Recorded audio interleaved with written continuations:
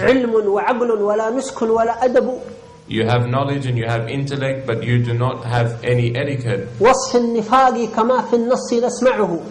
The description of hypocrisy, as we recall in the tradition, علم اللسان وجهل القلب.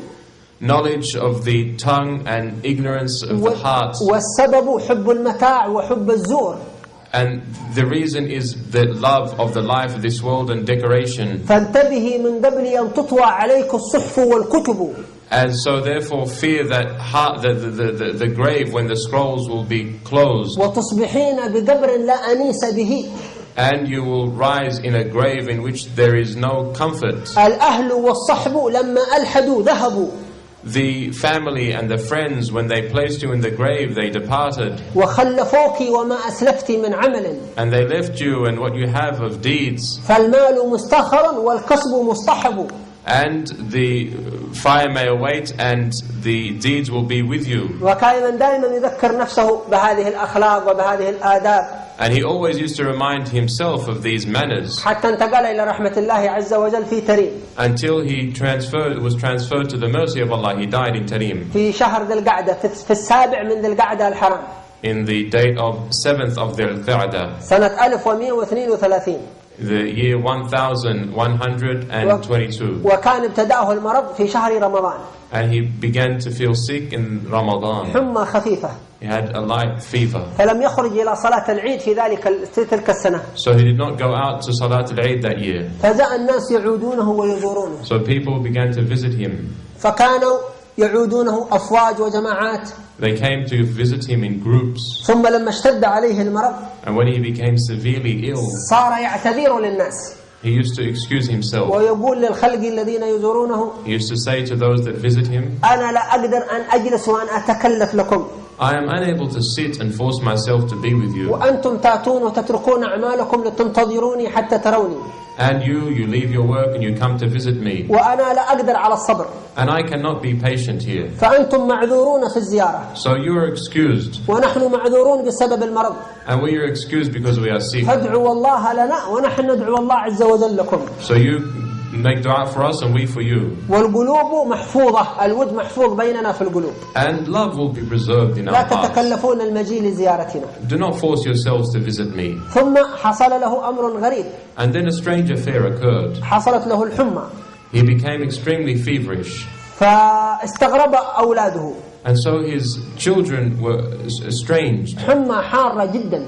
A very severe fever. ولكنهم إذا أعطوها الماء البارد لا يرغب في الماء البارد. And if they gave him cold water, he did not wish. وإذا أعطوها المبردات لا يرغب في المبردات. And anything cold he rejected. فعجب أولاده وتلامذته ومن حواليه. So his students and family were amazed. وأن هذه الحمى ليست حمى عادية. This fever was not normal. إذ الذي يصاب بالحمى عادة Because the one who is afflicted by يرغب في fever, المبردات والمثلجات he will حمى. enjoy that which is cold. ولكن إمام الحداد كان لا يردها ولا يرغب فيها. But Imam al-Hadaad used to reject and not desire it. حتى قال أحد تلاميذه هو الإمام الحساوي Imam al-Hasawi, one of his students, عبد said, الكريم الشجار الحساوي من بلاد الإحساء. from the land of Ihsa, قال عندما دخلت وزرت الإمام الحداد في آخر وقته. he says, when I went to visit Imam al-Hadaad at the end of his قال life, وهدت عندما رأيت الإمام الحداد. he said, I was taken aback when I saw Imam al-Hadaad. إذ رأيت جلدا فوق عظم. For I saw skin over bone. لا يوجد فيه لحم في وجهه ولا في بدنه نحيف جدا. He was so skinny there was no flesh in him. قال فاستغربت هذا. So I was amazed by this. لكني تذكرت بعد ذلك But I remembered أن الإمام الحداد كان أيام دروسه وشبابه that Imam al-Hadaad during his younger years, يقول أتمنى أن ألقى الله عز وجل he said, I wish to meet Allah يوم ألقاه the day I meet him, ولا توجد علي مزعة من اللحم. and that there not be any part of flesh on me. أريد أن يذوب لحمي كله في محبة الله عز وجل. I wish for my entire flesh to diffuse and melt in the love of Allah. قال فقلت أنه قد وصل إلى هذا المقام. And so the student said he in fact reached this وأن station. لحمه قد ذاب في محبة الله سبحانه وتعالى. And his his flesh was diffused in love of Allah. واستمر به الحال هكذا. And this state continued with him. تارة يسمع الدرس من أعلى البيت والناس في المسجد. And sometimes he used to hear the lesson from the upper house and the people in لأن the masjid. بيته قريب جدا من المسجد. Because his house was close to the masjid. بل توجد إحدى درجات البيت. In fact, there's one of the steps in his home. يقول تلميذه الإمام أحمد بن زين الحبشي. His student Imam Ahmad bin Zayn al-Habshi says. وهذا الإمام أحمد بن زين من أكابر الأئمة. And this Imam Ahmad bin Zayn is one of the illustrious scholars. يقال له عندنا في حضرموت. He has said regarding him أنه وصل في العلم الفقه that he reached in the science of fiqh كالإمام الشافعي. like Imam al-Shafi'i. وأن درجته في الولاية And that his level in sainthood كالشيخ عبد القادر الجيلاني. is like Sheikh Abdul Qadir al-Jilani. قال فكن هذا الدرج كان بيت الإمام الحداد غرفة واحدة. He said that the house of Imam Haddad was one room in this step ودرج. and had a step here. قال فكانت إحدى درجات البيت. He said one of the steps in the house, إذا جينا نقرأ عند الإمام الحداد if we went to study it with Imam al-Haddad, يكون أهله فوق. his family was in the upper level. والغرفة الوحيدة ملآنة بالأطفال والنساء والأهل.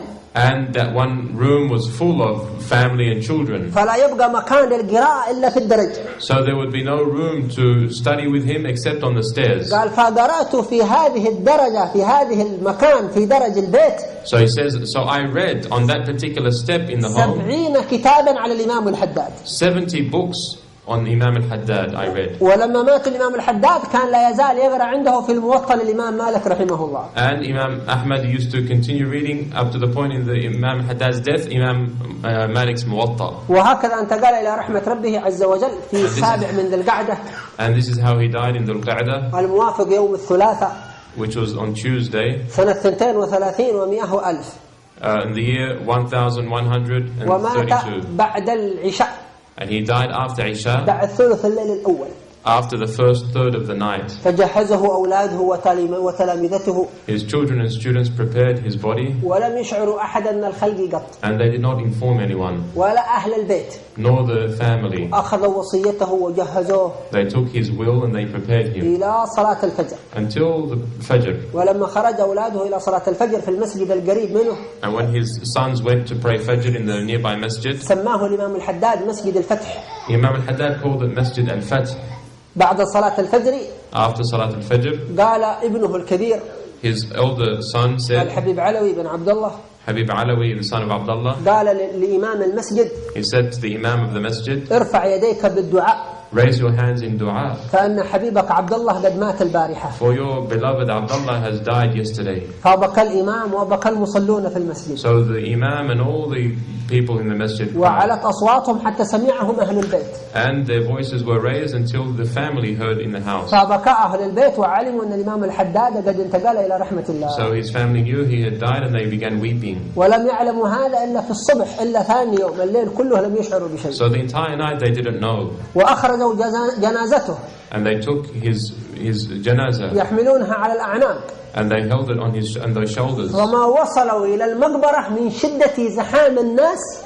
And so they didn't arrive at the graveyard from the great crowd إلا غروب الشمس. except until after sunset. كانت الناس تذهب تصلي وتعود تحمل الجنازة. People used to go pray and then they used to come back and hold. فخرجت البلد كلها عن بكرة أبيها. So the entire city went with the funeral procession. وغيرها من البلاد الأخرى. And many other villages. وهكذا أحباب الحق. And this is the case of the beloved of والذين Allah. خدموا ربهم. And those that serve their Lord في رحمة الله. are in the mercy of Allah. صبروا في الحياة. They were patiently persevering in life. وذهبوا إلى النعيم المقيم. And they went to the eternal abode. نفعنا الله بالإمام الحداد. May Allah benefit us with the Imam وبشيوخه. and his teachers وبسائر الصالحين من عباد الله. and the rest of the pious وبسائر الأولياء والمقربين. and the saints.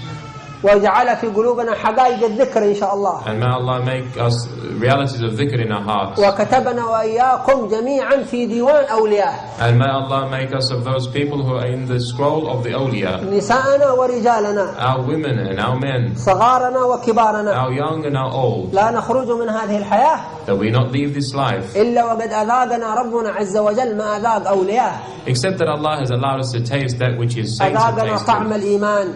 He has tasted the sweetness of faith ومحبة الله ورسوله محمد صلى الله عليه وآله وسلم and the love of Allah and His Messenger, وجعل قبورنا بعد الموت روضة من رياض الجنان and He make our graves meadows of paradise. ونسأل الله أن يتوفانا ونحن مشتاقون إلى لقاء الله And may Allah take our souls and we are yearning for His meeting من غير ضرة مضرة without any difficult harm ولا فتنة مضلة nor tribulation that وأن takes us, يجعلنا من عبيد الإحسان والامتنان and make us excellent slaves, الذين يغضوهم ربهم بالعوافي في الدنيا والألطاف those whom Allah Ta'ala grants pardon in this world يغضوهم من نعمه and His grace, يحييهم في عافية reviving them with ease, ويميتهم في عافية taking their life with ease. وإذا توفاهم إلى جنة